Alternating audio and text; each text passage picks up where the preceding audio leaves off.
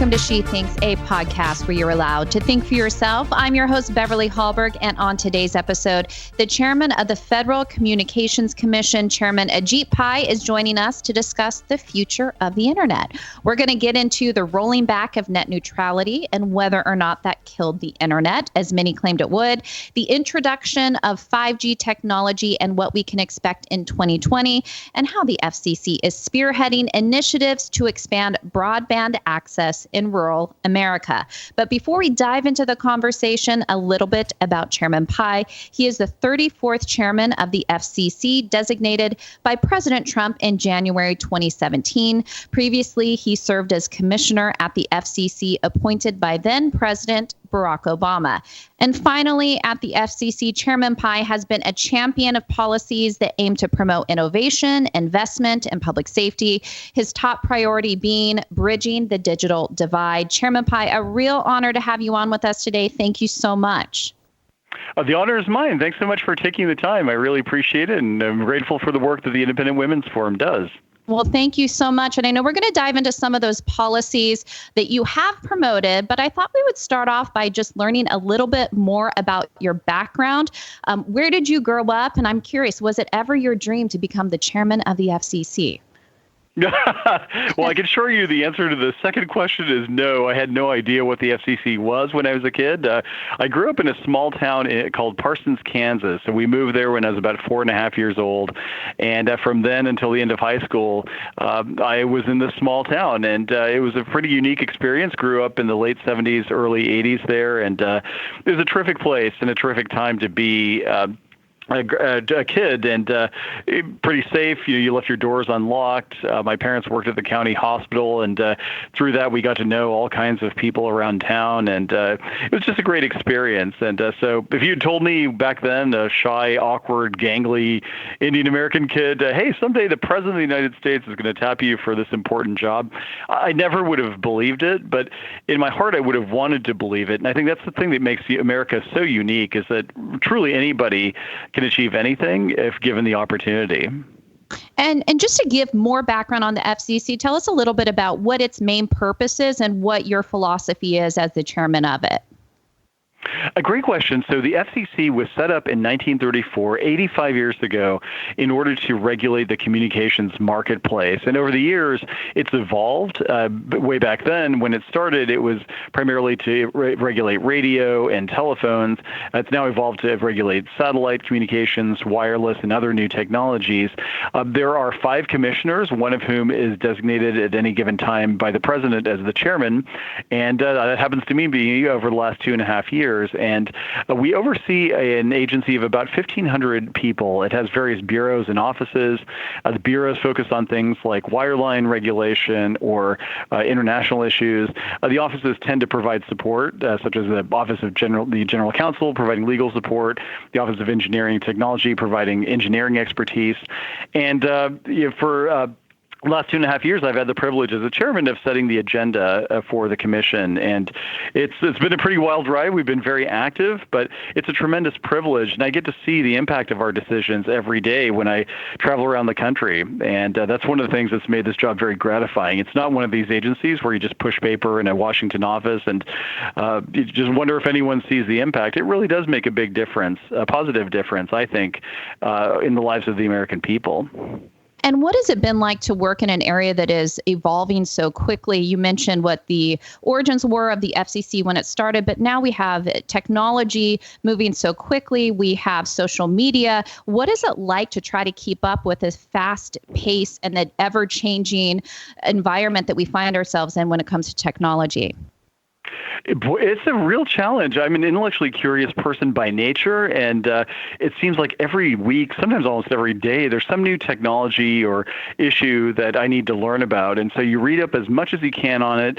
I talk to our experts here at the agency, and one of the great things about this particular job, being the chairman, is that you have the ability to call up pretty much anybody in the corporate world, in the academic world, and ask them, hey, can you come in and or can I visit you, and can you explain how this stuff works? And just a couple couple of weeks ago, I had the president and chief operating officer of SpaceX in town, Gwynne Shotwell, and a super brilliant woman who is literally a rocket scientist aiming to send up hundreds or thousands of these satellites into the Earth's orbit in order to beam internet access back down to the Earth. And just to get an explanation from one of the country's best experts on this stuff about how it works it's just incredible. So there's always a lot to do and a lot to learn, and that's good for me because I'm never bored.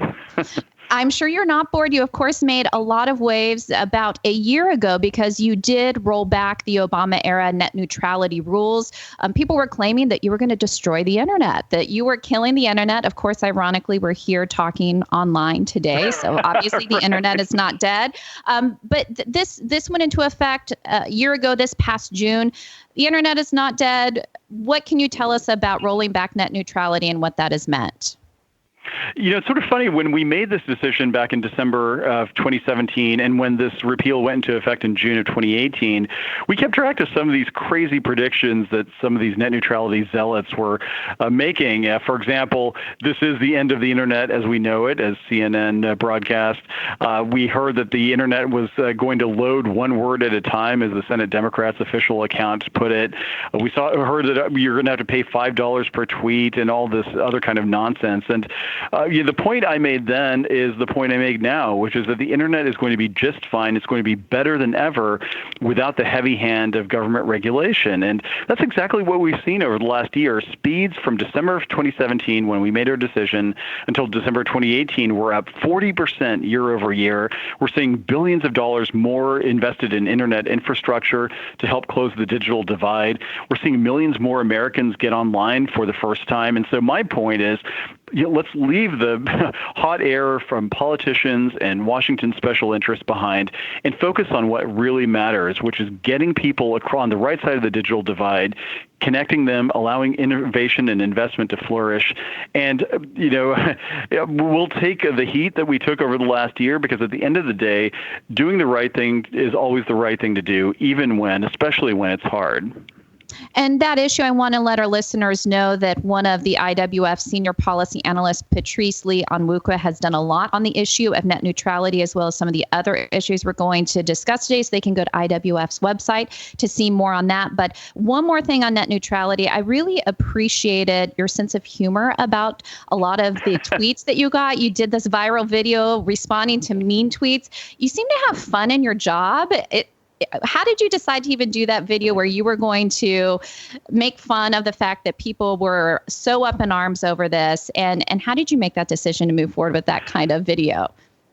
I think part of it is just my personality. I tend to be a very optimistic, outgoing person, and then part of it is, when I learned that I was going to get this job during the presidential transition, I had a pretty fundamental choice to make. Was I going to be more of an inward-facing, bureaucrat and not trying to explain our positions to the public in an accessible way, or was I going to try to transform the way the FCC communicates with the outside world? And I chose the latter. And I think, even though some of those videos, especially the mean tweets video, has been criticized, at the end of the day, one of the things that I think makes our decision more understandable is the fact that I take the issues seriously, but I don't take myself seriously. And to be able to reflect back on some of these critics, the ridiculous and in some cases racist or even violent suggestions they've made to me, I think just hold the mirror up to them. And it points to not just the importance of making fact-based decisions here at the FCC, but to the American people having a more civilized discourse. And that's the kind of, that's the way I've tried to conduct myself in this job. And so long as I have the position, at least, you're going to continue to see me on Twitter and on YouTube and all these other platforms, trying to make the case in a light, sometimes self-deprecating way.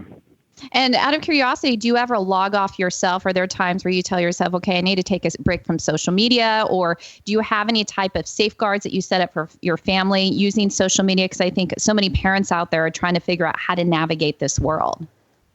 Boy, that's a great question, and it's one of the things I think about a lot because my kids right now are just 7 and 5. But even now, I mean, they know how to unlock my wife's phone, for example, and they can pull up an app or something like that. And so we try to limit as much as we can, anyway, the electronic content that they consume, both on phones and on TV. But in a couple of years, once they get old enough, I'm sure they're going to be asking for their own phones and the like.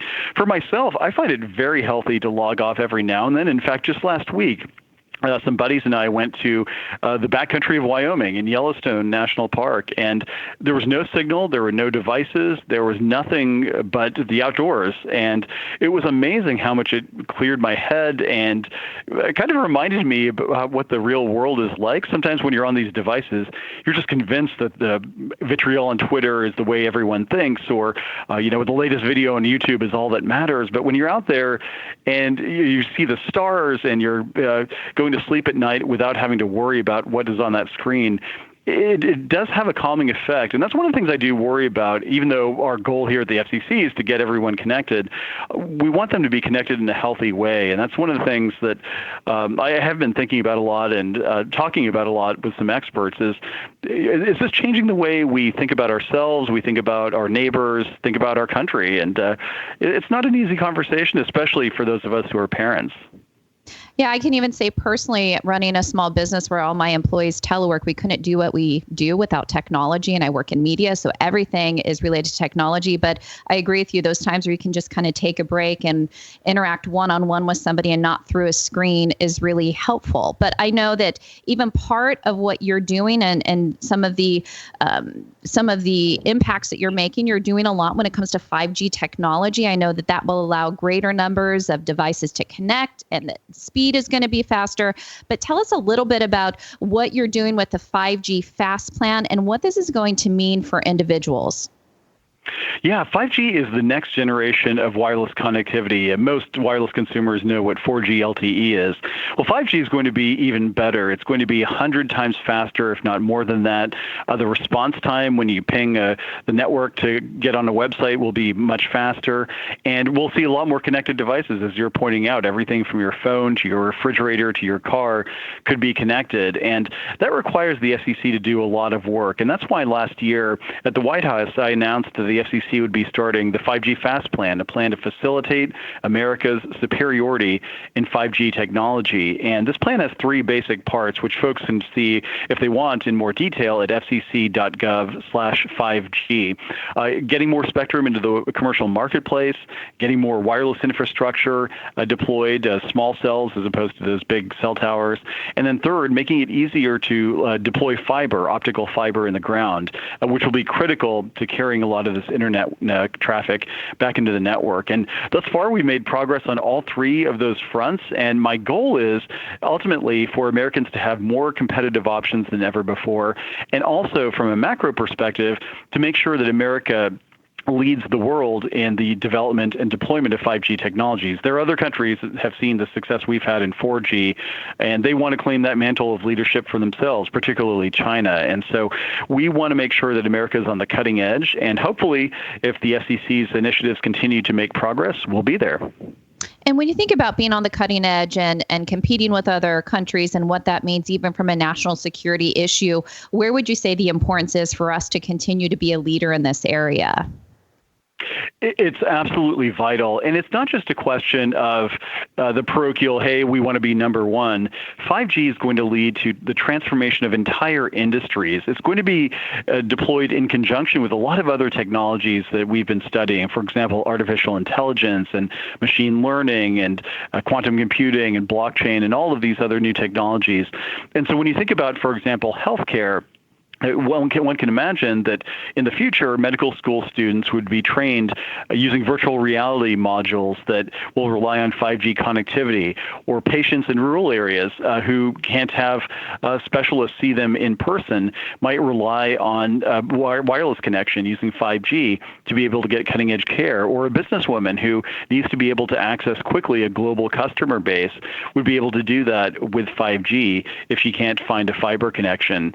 And so these are the the kinds of things that are going to be incredibly important on a micro level for women and men across the country, and on a macro level for the country itself to be much more competitive in a global economy.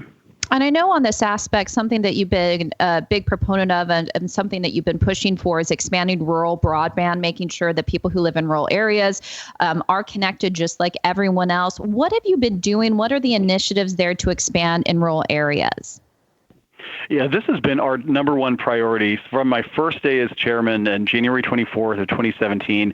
I told our staff, look, we have a lot of things on our plate, but nothing is more important than closing the digital divide. And increasingly, this is an urban-rural divide. If you live in a big city, the chances are you're connected. But there are too many parts of this country, including my own hometown to some extent, where folks just don't have those options. And we want to make sure that everyone who wants internet access, high-quality access, is able to get it. And to deliver on that goal, we've pulled out all the stops. For example, we have updated our regulations, modernized them to make the business case for deploying this internet infrastructure as strong as it possibly can be. Instead of government micromanaging how companies spend their capital, how they operate their networks, we've taken a more market-based approach, and as a result of that, millions more customers are getting online for the first time.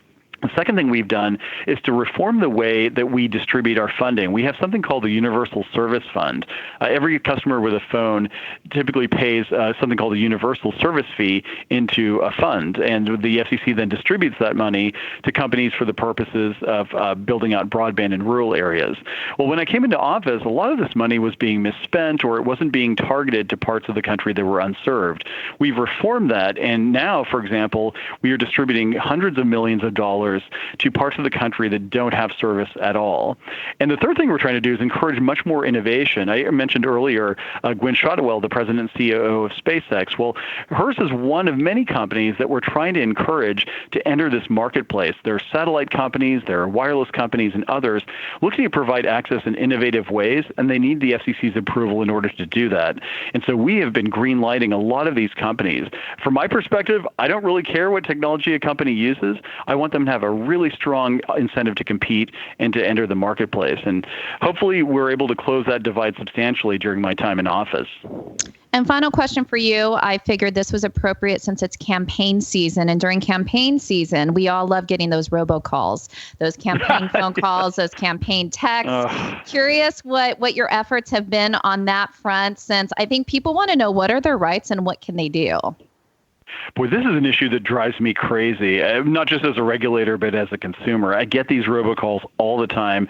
I mean, it's amazing how many people apparently think I speak Chinese or how many Marriott vacations I've won. And this is one of the reasons why this is our top consumer protection priority. And over the last 2.5 years, we've been doing a lot to attack this problem. We recently made clear that phone companies can block some of these unwanted robocalls by default using advanced analytics. We've also I've demanded that the phone companies implement new caller ID authentication standards, essentially a digital fingerprint for every phone call by the end of this year. And if a phone call doesn't have that fingerprint, the phone company shouldn't transmit the call. We've also gone after these robocallers with the largest fines in the FCC's 85-year history. And I know the consumers are really frustrated because these calls seem to be coming all the time, and I get that. And we're doing everything we can to attack that problem. But one of the issues we've encountered is that pretty much nowadays, anybody with an internet connection anywhere in the world and the desire to bombard American consumers can essentially do that. And so we need to make sure that we take tough regulatory action in order to attack this problem. And hopefully consumers will get some relief in the time to come.